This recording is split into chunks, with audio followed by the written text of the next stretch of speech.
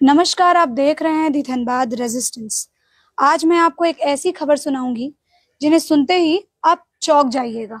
आज मैं मौजूद हूँ बरमसिया के एक क्षेत्र में, जहाँ पे एक ऐसे इंसान के साथ मैं बैठी हूँ, एक ऐसे परिवार के साथ बैठी हूँ जिन्हें करीब 2-3 साल पहले उनके बड़े पुत्र ने मृत घोषित कर दिया था। सरकारी दस्तावेज में ये मृत घोषित है, बट आज मैं आपको दिखाऊंगी कि ये हमारे साथ मौजूद हैं।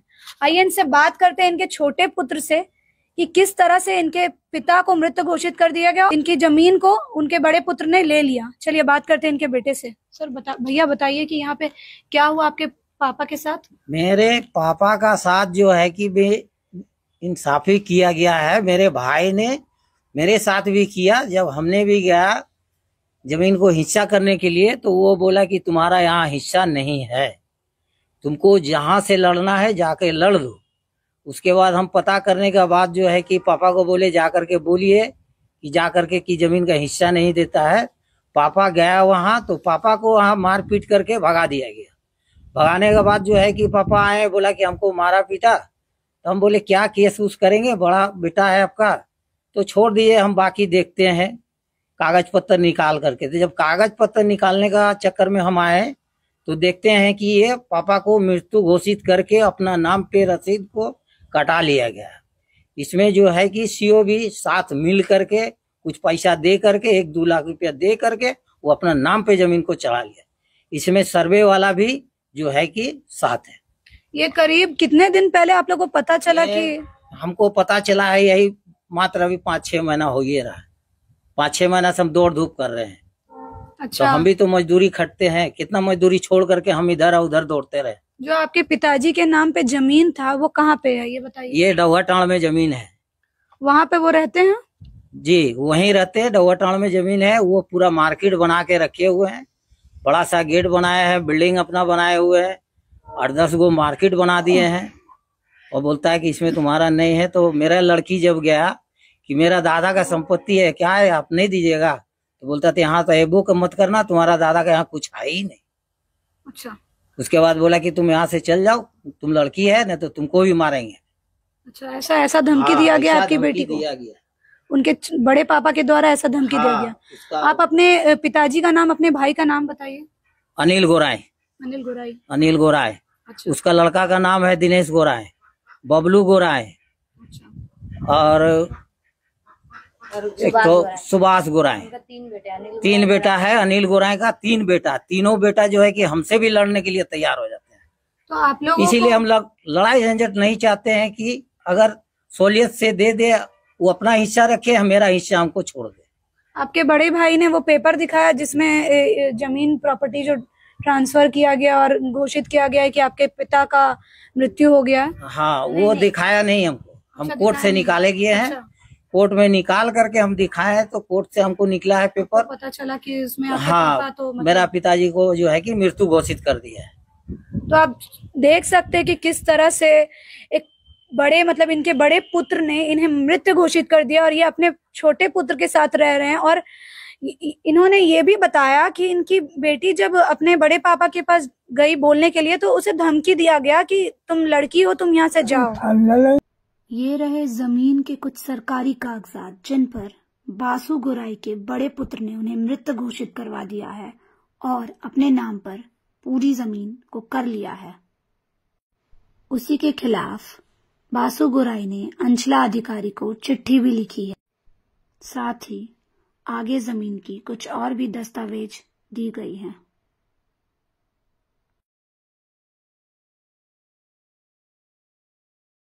तो भैया मतलब आप लोग कहीं पे मतलब बात किए हैं जाकर, सर्कल ऑफिस में या कहाँ पे, कहीं पे बात? हम लोग हर एक जगह बात कर रहे हैं, लेकिन हम लोग के पास पैसा उतना नहीं है कि हम लोग केस कर सके अभी। अच्छा। लेकिन उसका भी इंतजाम किए हैं।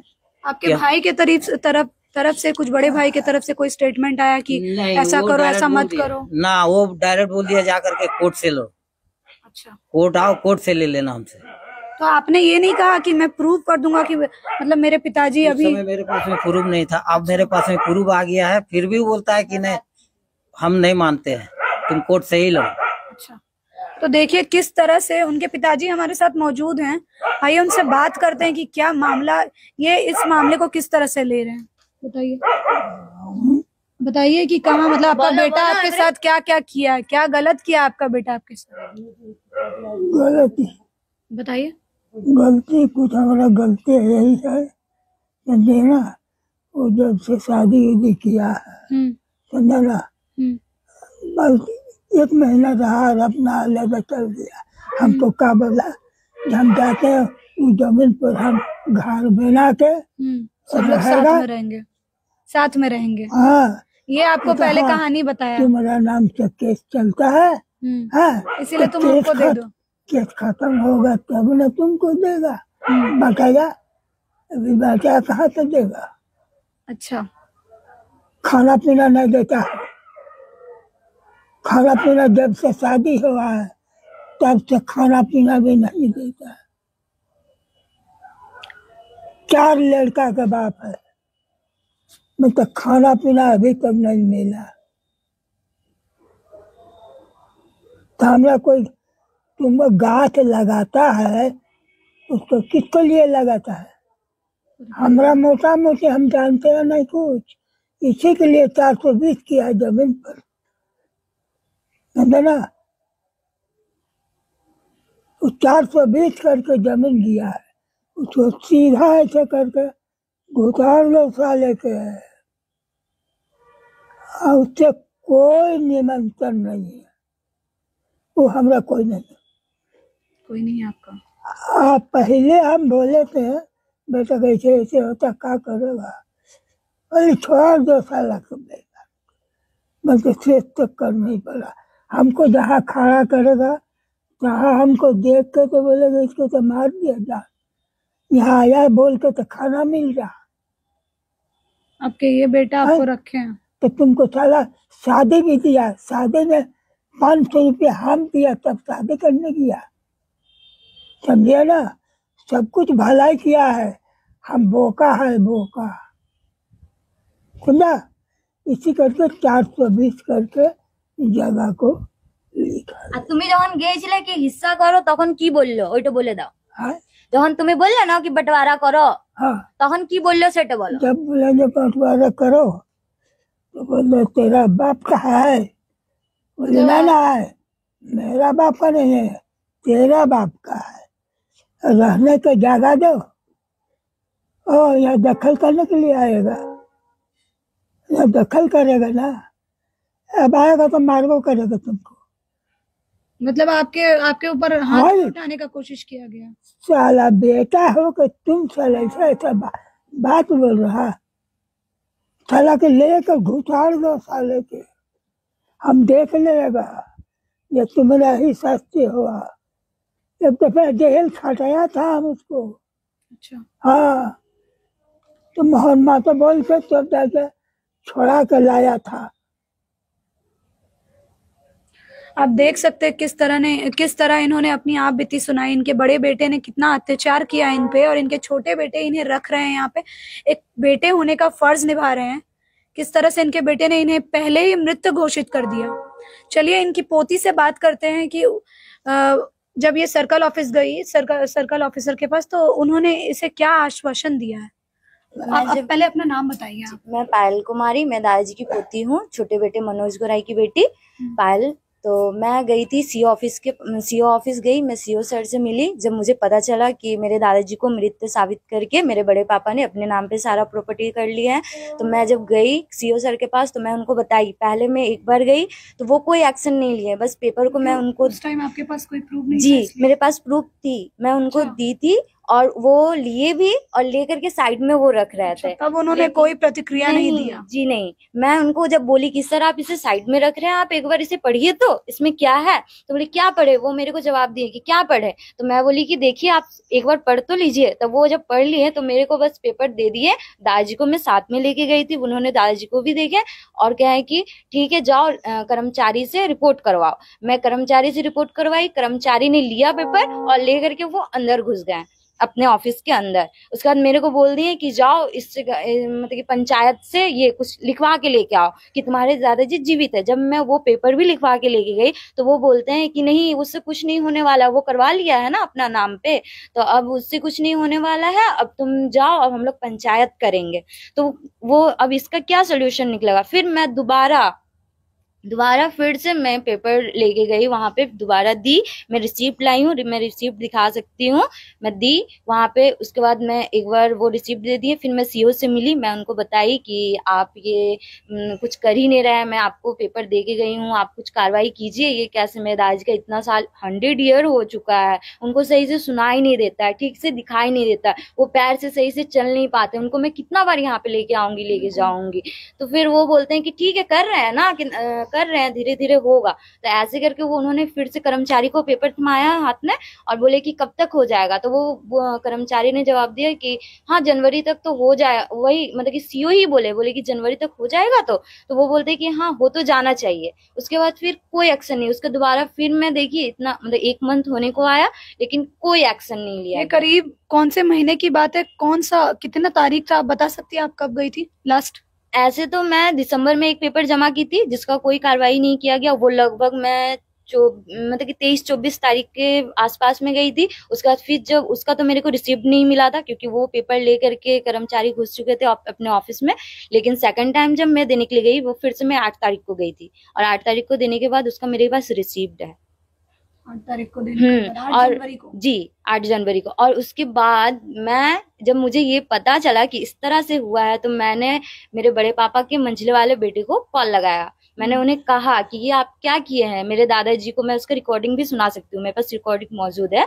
तो मैंने कहा कि ये आपने क्या किया है, दादाजी जीवित है और आपने उसे मृत घोषित करके अपना पिताजी के नाम पे करवा ली। तो वो बोलते हैं कि अब कर दिया है तो क्या कर सकते हैं, ये गलती से हो गया है।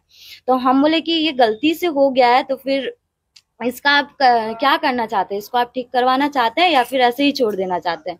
तो वो बोले कि अब हम तुमको हम दिए हुए हैं, एप्लीकेशन दिए हुए हैं, तुम बोलोगी तो हम तुमको दिखा सकते हैं, ये मतलब कि रिसिप्ट दिखा सकते हैं।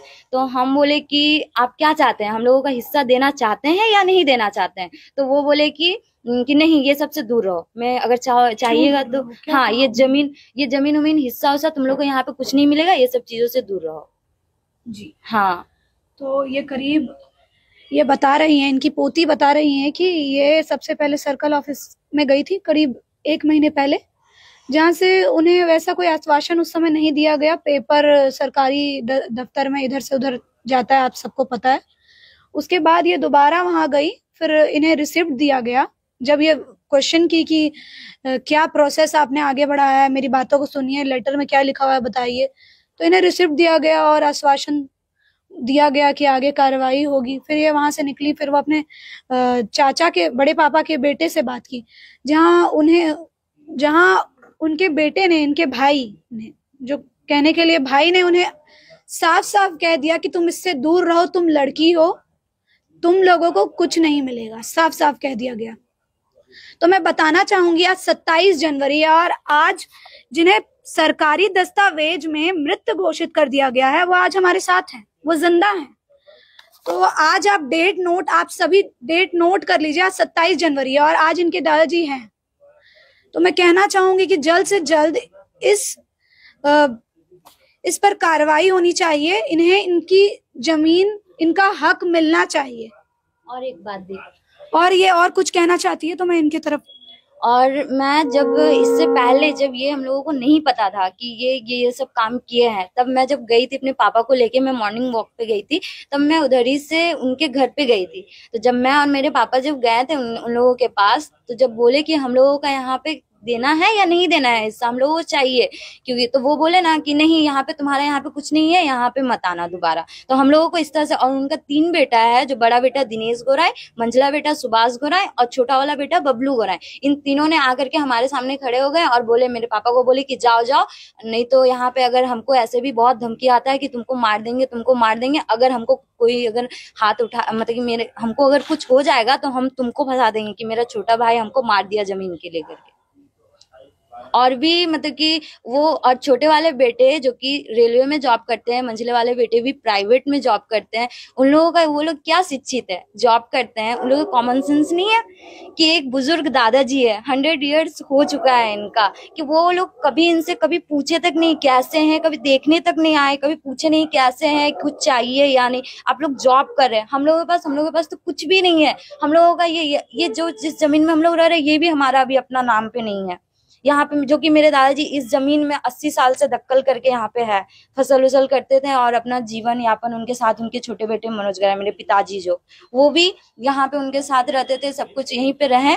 और ऐसा नहीं सोचे थे, कभी भाई है, हिस्सा तो होगा ही कभी ना कभी, लेकिन ऐसा नहीं सोचे थे कि वो जीवित इंसान को, अपने पिताजी को, जिन्हें कभी खाने तक नहीं दिए, खाने तक नहीं पूछे कभी भी, ना कि इनकी मतलब कि मेरी दादी, जिनको मैं तो देखी नहीं हूँ, लेकिन मेरे दादाजी कहते हैं तो उनको भी सही से ना इलाज करवाए, वो बीमार थी, खाने तक नहीं पूछते थे, वो भी मर गई बहुत पहले। और मेरे दादाजी को भी वो लोग खाना पीना कुछ नहीं दिए, और हमारे पास दादाजी शुरू से रहे हैं, और इनको और इस तरह से कभी दिए नहीं, और उनको मृत साबित करके अपने नाम पे सारा प्रॉपर्टीज कर लिए हैं। तो ये क्या हक की बात हुई? बिल्कुल नहीं। तो ये मैं सीओ सर और भी अधिकारी जो भी है, सबसे मैं कहना चाहूंगी कि जल्द से जल्द इसमें कार्रवाई की जाए, क्योंकि ये तो गलत है ना, वो तो गलत कर रहे हैं, ये सरासर गलत है। तो मैं चाहती हूँ कि इसका सही से, इनका जो प्रॉपर्टी है इनके नाम पे करे, और ये जब चाहेंगे, जिनको चाहेंगे, वो ऐसा तो नहीं चाहेंगे कि वो एक बेटे को देंगे, हालांकि स्टार्टिंग से उनके छोटे बेटे ही नहीं रखा है, जबकि छोटा बेटे का कोई ये नहीं है ना, उनका कोई, वो एक हाजिरी काम करते हैं, मेरे पिताजी जो एक हाजिरी काम करते हैं, 7,000 रुपया सैलरी मिलता है। आप क्या करती हैं? मैं स्टडी कर रही हूँ, जो कि मेरे पापा मेरे पढ़ाई के भी खर्च सही से नहीं उठा पाते हैं। 7,000 में हमारा जीवन, मतलब कि हमारे घर भी सही से नहीं चल पाता है, जो कि मैं अभी इंटर करके छोड़ी हुई हूँ पैसा का प्रॉब्लम के कारण। मैं ग्रेजुएशन में एडमिशन लेकर के मैं क्लास नहीं कर पाती हूँ, सेकेंड ईयर में मैं एडमिशन नहीं ले पाई, क्योंकि हमारे पास पैसे नहीं है, हमारा इतना प्रॉब्लम चल रहा है ये सब। और हमारा जो भाई था, वो भी, एक भाई था, भैया थे हमारे, जो कि 4 साल पहले डेट कर गए। उसमें भी मेरे पिताजी जब गए थे मेरे बड़े पापा के पास कि मैं भेलोर लेके जा रहा हूँ अपना बेटा को, तो मेरा कुछ हेल्प करो, तो मेरे बड़े पापा मेरे पापा को जवाब दिए कि तुम यहाँ पे रख के गया है क्या, जो लेने के लिए आया है, इस तरह से जवाब दिए हैं। तो बोले ये क्या इंसाफ है? बिल्कुल नहीं। आप देख सकते हैं किस तरह से इनकी पोती ने बताया कि क्या क्या इनके ऊपर कैसे कैसे दिन देखने पड़े हैं इनको। तो मैं बस यही अपील करूंगी कि इन्हें इंसाफ मिले। आज 27 जनवरी है और मैं चाहूंगी जल्द से जल्द इन्हें इंसाफ मिले। इनके दादाजी हमारे साथ मौजूद हैं, कैसे इन्हें मृत घोषित कर दिया गया।